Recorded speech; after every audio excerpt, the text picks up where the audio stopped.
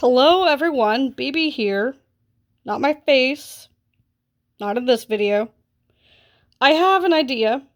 I already posted it on my Facebook, and I created a Facebook group called Autistics Leading the Autistics, in the same way that you say the blind leading the blind, because when, say, hypothetically, a person experiences a traumatic brain injury, they lose their sight, they lose their vision, they have to go through cane training, they have to go through legally blind safety training, walking. They have to have a mentor, a guide, a teacher, someone else who is also legally blind, or someone else who is specifically trained, likely with a bachelor's degree or a PhD in special, visual impairment training skills. Then you have the blind leading the blind, because you have the person with first-hand knowledge teaching the other person who could also have first-hand knowledge how to have that first-hand knowledge. So, I have Asperger's, or high-functioning autism, but I often say Asperger's because while it doesn't have the terminology in the DSM-5 anymore, the definition for me is still very much a very wide range of soft skills and learned skills and acquired skills and the ability to improvise, whereas sometimes autism, people look at you as if you can't do something. So, I have this idea to be a life skills mentor or a life coach, and to create this online course through a PDF, through a lesson workbook. Now, I've only done one page so far in a notebook with pencil, but this is what I have so far. Glossary, index, appendix, and a bibliography. Annotated? Probably not. I haven't done an AMA or ALA. I haven't done a high school style bibliography format since high school, so forgive me. But chapter 1 would be patience, waiting, and turn-taking in adulthood. There is a big difference between these skills in childhood and these skills, again, that you have to improvise and you have to turn them around inside out when you're an adult. The patience and waiting and turn-taking you learn as a child helps to build the foundation. But as you grow older into your teenage years, you go into high school, you have to turn those skills around and improvise with the environment that you're in. And when you're an adult, you have to even improvise those skills you improvised in teenage years. And you have to improvise those again, and you have to turn them inside out another time. And again, and again, and again in your adult years. You have to change your thinking, your mindset, your thought process of your patience, your waiting, and your turn-taking in your adult years, way more so than compared to what you learned in preschool or early elementary years. Chapter 2, Organizing Belongings and Household Items. Everything needs to have a place. Every item in your home needs to have its own home. Like my bookshelf over there, the books stay on the bookshelf. Over there, the puzzles stay on the puzzle shelf. Over there, tchotchkes and colored pencils are in the cups on the mantle. Over there, the TV stays on the TV stand. That's pretty much obvious, but I can assure you there are people in this world who have very chaotic mindsets, and they will move the TV to be on top of the kitchen counter or the kitchen island, freestanding instead of on a TV stand. Or they might put it on precariously on an end table rather than on a TV stand. I have a lamp over there from when I was doing puzzles on my big puzzle board, but right now it's not being used. I don't really have anywhere else to put it. I don't have a lot of shelving or a lot of space, but you get the point. So, chapter 3, Walking with purpose and personal safety. So when you're walking with traffic or you're walking against traffic, when you're walking on the sidewalk, or if you're walking on the paved, marked walkway that's on the street or the road, but there's no actual official sidewalk. You don't walk in the same space as the cars, you walk on the side, away from the cars. You walk in the bike lane, or the walking bike lane, or you walk in the gutter, but you don't walk in the drainage ditch. These are life skills that most people just know automatically, but when you have autism or other developmental disabilities, sometimes those rules get lost in translation and you just walk wherever instead of walking where it's safe. Or if you're walking from point A to point B and you see pavers and ledges and boundary lines of rocks and boulders and paver boulders and stepping stones and river stones and red rocks, along people's landscaping in their yards, separating their property line from the sidewalk. It's one thing when your 4, 5, or 6-year-old wants to walk along the ledge of everything, but when you're an adult on the spectrum, you should respect other people's personal property. So that means you have to learn to walk on the sidewalk. Don't walk along the edge of the curb. Don't walk along the edge of the pavers on people's personal private property. Don't walk along people's other houses or other lots, driveways, or their boundary rocks, or fencing, or pavers, or sandstone, or cinder blocks, if you will, if you know what I mean. So, learning that as a walking with purpose and personal safety is a big thing to do. Also in walking with purpose and personal safety is when you get to a crosswalk or an intersection. What do? You look both ways before crossing. You also listen for traffic. You listen for cars. You make eye contact with people who are in their cars and driving those cars, and if they give you the motion to walk, you pay attention to that. Or if it's a busy intersection with stoplights and walk lights and don't walk lights, you have to pay attention. You have to know what to do, when to do it immediately. Don't wait until the timer starts going or the red stop hand starts blinking, because by then it might be too late. I have seen countless people do that in my lifetime, and it destroys my soul, because you could get hurt if you wait too long to cross the street at a busy crosswalk or intersection, and you only start walking after the light starts blinking. You're making a mistake, and at that point, you're better off waiting until the next cycle.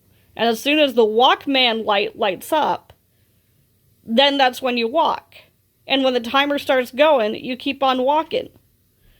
And the idea in a busy major crosswalk, speed walk. Listen for traffic that's coming towards you. Watch with your eyes everywhere you're going. Be aware of the cars that are turning, that have the turn light to turn in the direction that you're walking. Those are very unique, fine skills that you learn over time growing up. But if you are on the spectrum, say level 2 or level 3, you might not know what those skills are, and you might end up walking into traffic. You might get hit by a car. You might not. Or you might be lackadaisical or lazy, or you might just not care. You're like, I'll just cross. I don't care. But then you might get hit by a car. Nobody wants that. Nobody needs to witness that. You don't need that. So walking with purpose and personal safety is a big one. Another thing in my walking with purpose and personal safety is if you have a backpack or a crossbody bag or a messenger bag or a shoulder bag, wear it correctly. And I think I'll put in some diagrams of like clip art and stock photos of how to wear your backpack, a messenger bag, a shoulder bag, a crossbody bag, a single strap bag, a fanny pack, how to wear it correctly so its weight doesn't slow you down. Your posture affects your walking. So you have to walk with purpose. Don't walk with the backpack basically swinging back and forth behind your butt and the straps hanging off of your elbows. Because I see a lot of people do that, and I see some traits of autism or some stimming or some gibberish or some the 1,000-yard stare in their eyes when they do that. And I'm just like, is that person on the spectrum? Or have they been assessed? Do they know they're autistic? Or is it just known that they're slow and they do everything almost the wrong way? Because it does affect how they walk and your posture.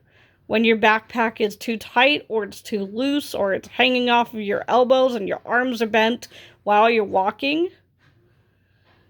Because you don't have good form.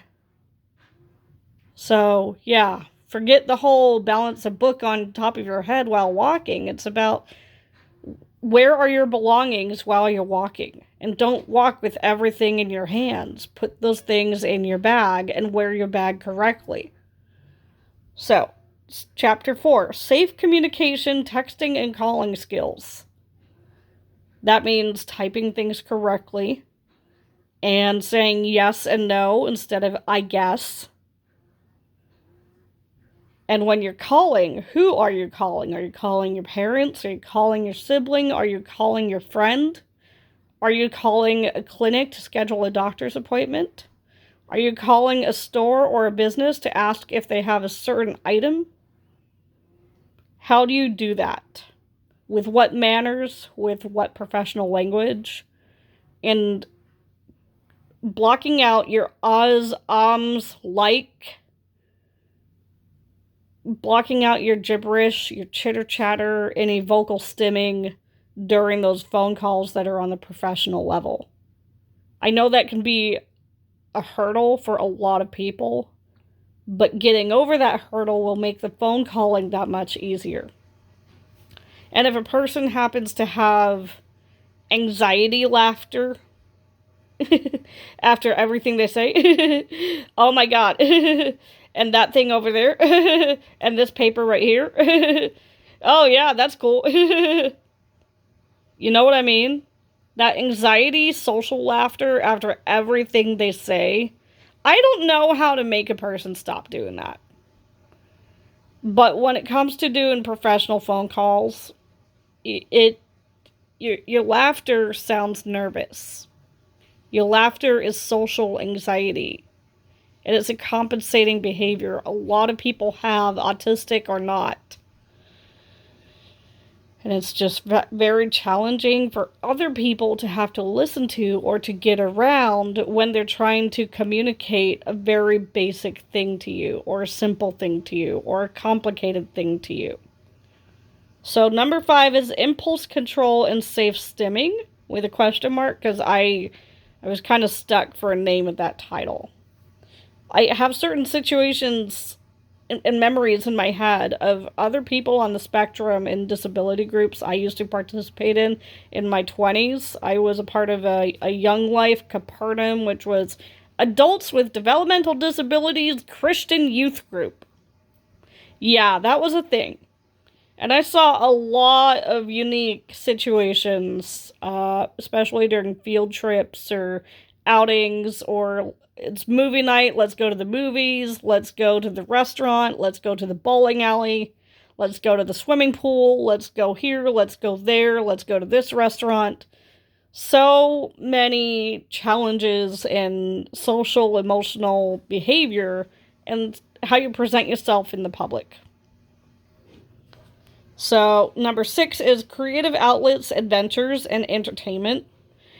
And that's going to include the skills previously learned in the previous chapters. So, if you're going to the movie theater, you don't have to necessarily ask what drink choices do they have.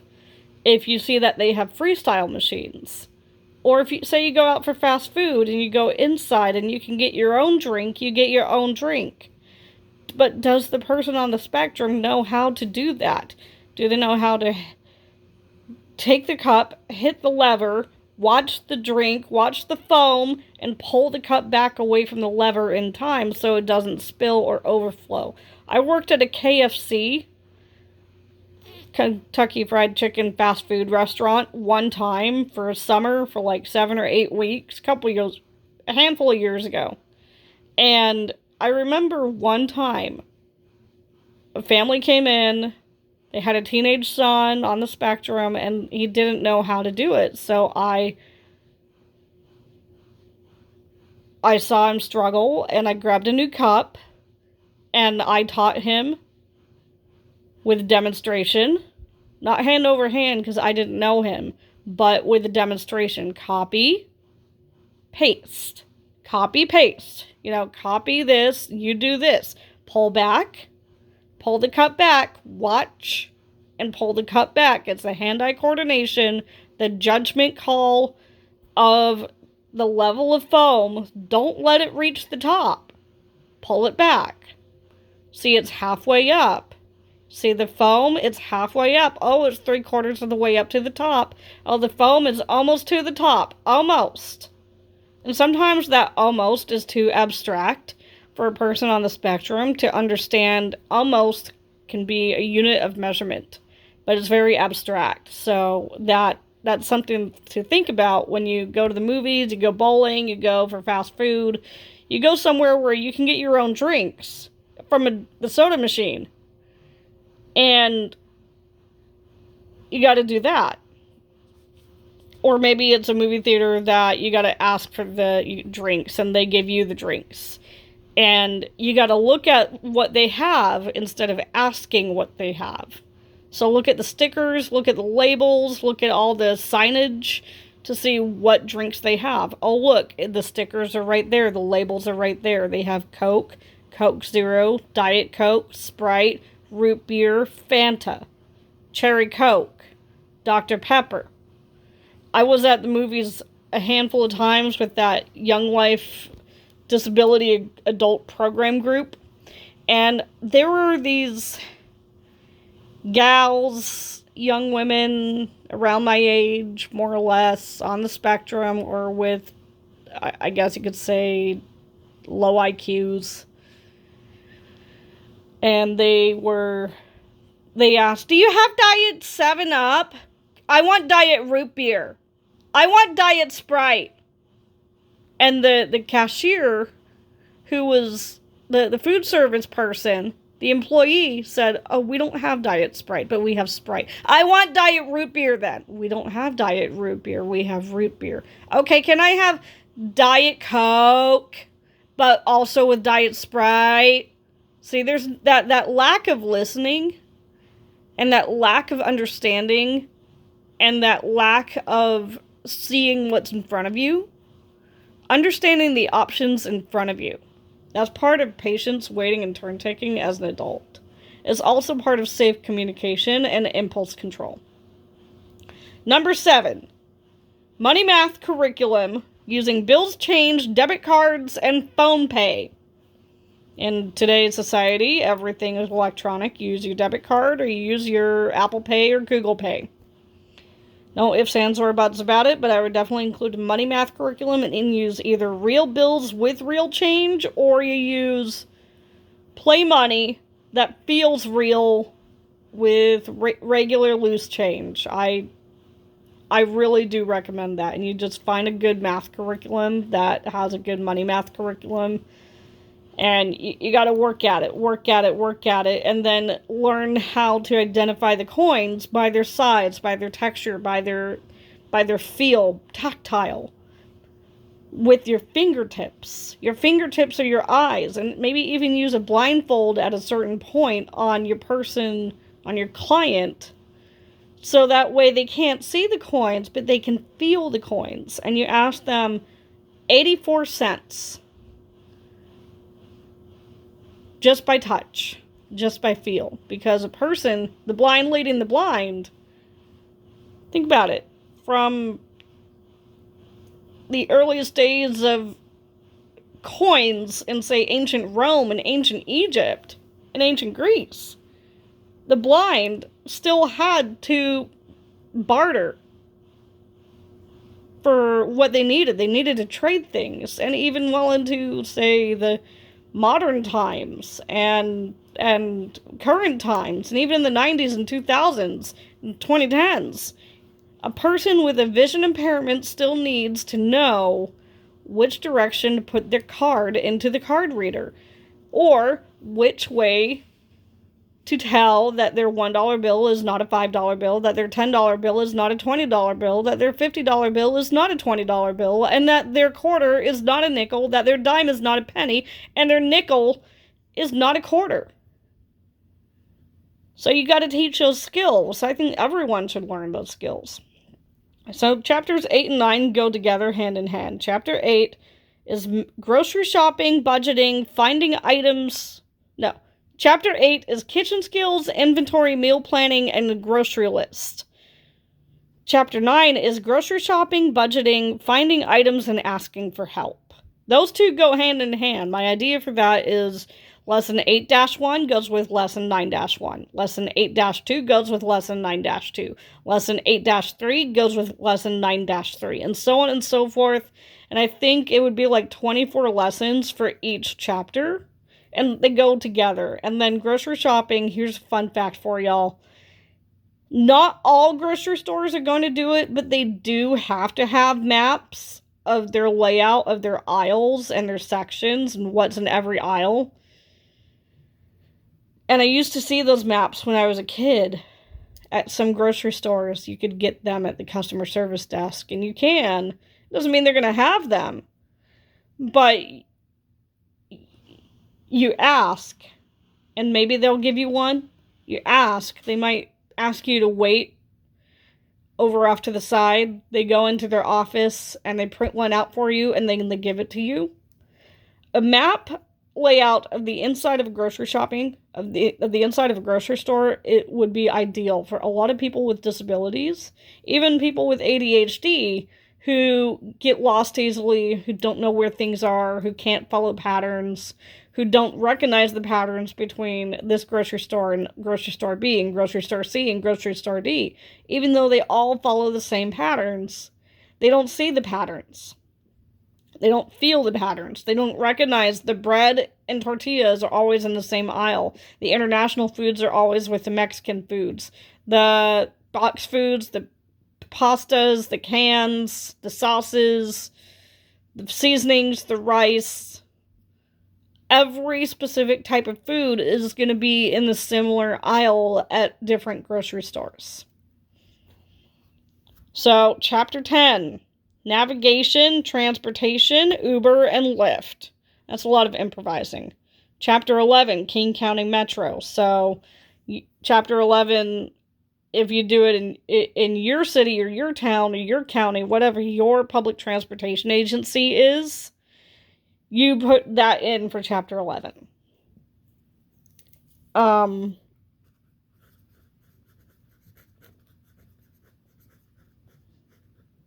Also Sound Transit, because that counts too. So light rail, Sounder, King County Metro is our system. And that goes with navigation and transportation. It also goes back to number 3, walking with purpose and personal safety. So that's your navigation and navigation and navigation. Number 12, using purchasing apps such as Amazon, eBay, DoorDash, etc. Number 13, garbage and recycle rules. Also add compost if they live in a home that uses and pays for compost removal, or if you do compost in your yard. Number 14, social media unwritten rules plus an online typing program. Because so many people in the comments, just on YouTube alone, and Facebook, and TikTok, and Instagram, and Threads, and anything you type on that goes on the internet. So many people just use ... ellipses incorrectly instead of using commas. They don't do full-on sentences. They don't do structured sentences. They don't use commas. Or they capitalize the first letter of every single word. I don't know why people do that, but they do. They get into the bad habits. Or they just do, or they drop the vowels and they just end up doing abbreviated shorthand forms because they're lazy. Or they do shorter versions of words, but that are misspelled because they are lazy. Or they don't understand phonics or phonetic written rules or sight words, and even basic sight words are too inconvenient for them to write or type or spell. So they get lazy with their writing habits and their typing habits. They don't indent, they don't proofread, they don't add or write correct grammar, they don't do a new paragraph. They do an entire wall of text with no periods, no question marks, no quotation marks, etc. We don't need that. Number 15. House chores and the reward of free time. As an adult, your reward should not be a sticker chart. Your reward should be, oh, chores are done, now I can do my own thing. It's easy for some people, not so easy for others. If you're level 3 on the spectrum, I don't expect that person to understand free time as the reward itself.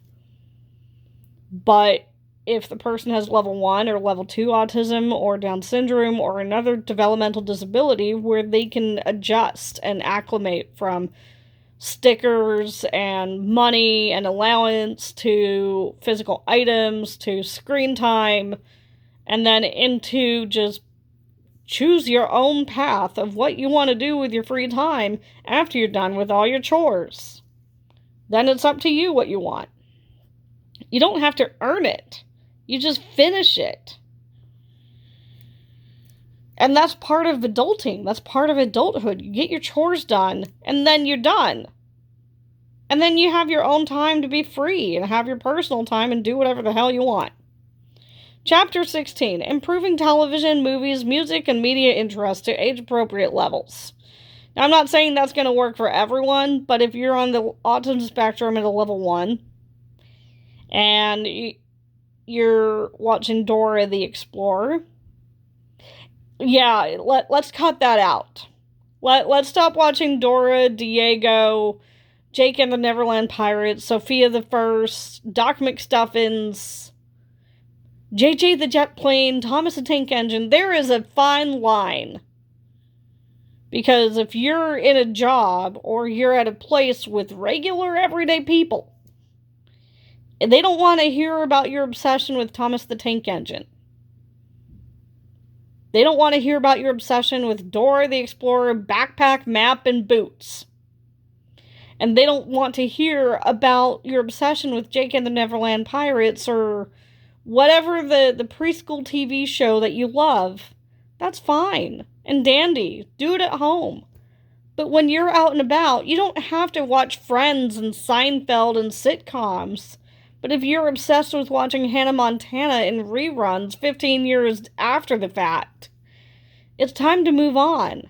Stop watching Disney Channel as an adult and move on to something that's a little bit more adult.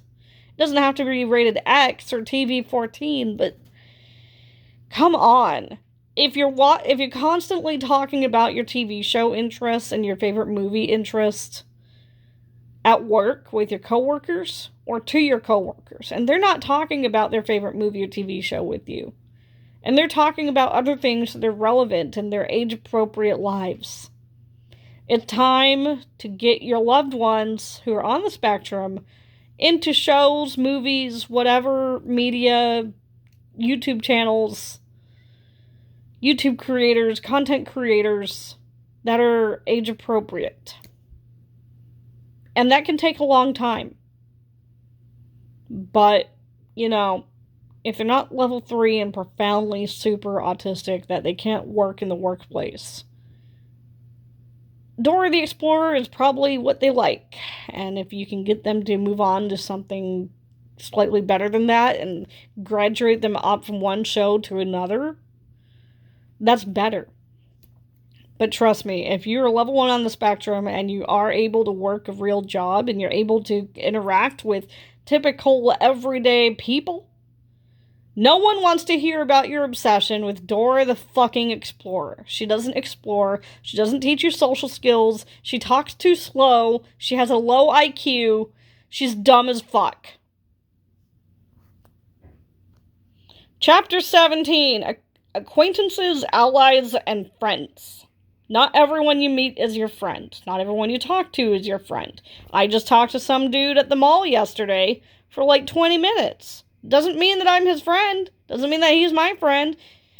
And all those people who do like, oh, I went around my city today and I made 25 new friends. Did you get their phone number? Did you go bowling with them? Did you go to the library with them? Did you walk around the mall with them? Did you hang out with them? Did you spend quality time with them? Did you go out for fast food with them? No. You just talked to someone new for 20 minutes. They're not your friend. They're friendly. That's fine. But it doesn't mean that they're your friends. They're an acquaintance. Are you ever going to see them again? Probably not. Then you have Chapter 18, Frenemies and Foes. Who is an acquaintance, ally, or friend? Who is a frenemy, and who is a foe? When you're level 1 on the spectrum and you're in the workplace, trust me, frenemies and foes, you need to know who the hell they are. You need to know who your acquaintances are. You need to know who your allies are. And you need to know who your friends are. Friends are the people who will stick by you no matter what. Allies are people who will witness something and say something a few hours later. Acquaintances are people who just are passerby. Frenemies and foes. Your frenemy is the friend you get along well with one-on-one, but in a group setting, your frenemy sucks balls. Your foes are your enemies, people who don't get along with you, you don't get along with them, you're in the same social circle, but there's no getting along with them. There's no finding a common ground. And then I don't have a 19th or 20th chapter yet. But eventually there will be 2 more chapters, and if you have any suggestions on how I can, on what to add to my curriculum, to my idea, go ahead, please tell me in the comments. Thank you. I know it's a long video, and this will be uploaded later. But Autistics, Leading the Autistics, Life Skills, Mentorship, PDF Lesson Workbook. There we go. That's it for now. More later. Bye-bye.